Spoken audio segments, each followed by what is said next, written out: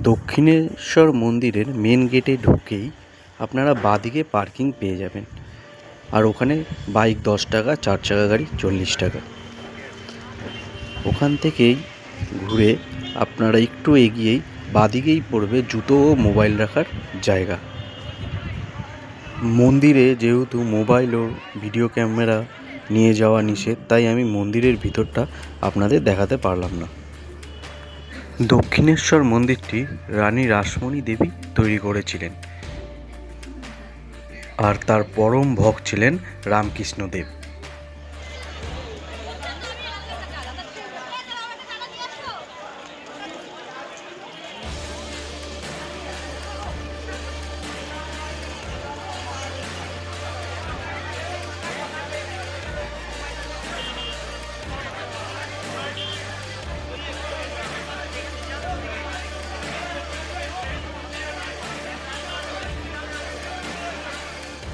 পুজোটা আপনারা 12টা থেকে 12:30টার মধ্যে দেওয়ার চেষ্টা করবেন। তারপরে কিন্তু মন্দিরের গেট, মায়ের গেট বন্ধ হয়ে যায়, আবার খোলে 3টে।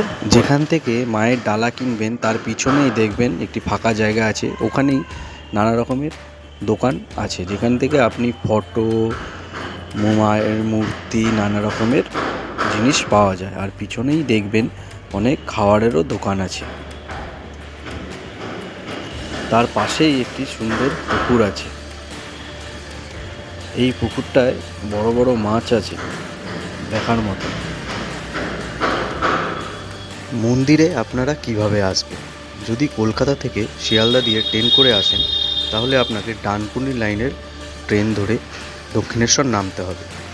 মেট্রো আছে, দক্ষিণেশ্বর মেট্রো, বা যে কোনো বাস, ডানকুনিগামী যে কোনো বাস আপনারা দক্ষিণেশ্বর নামিয়ে দেবে।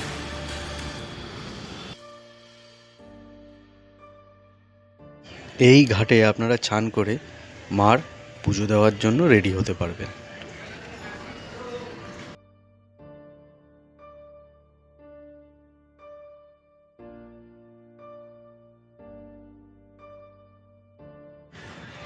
পুজো দেওয়া হয়ে গেলে আপনারা এই ভোজনালয়ের থেকে টিফিন করে নিতে পারবেন।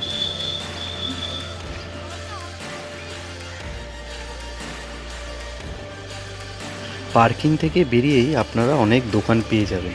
এখানেও অনেক কিছু পাওয়া যায়, অনেক স্টল আছে। এটি টিকিট কাউন্টার।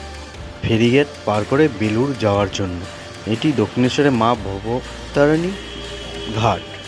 এখান থেকেই বেলুড়ে আপনারা যেতে পারবেন।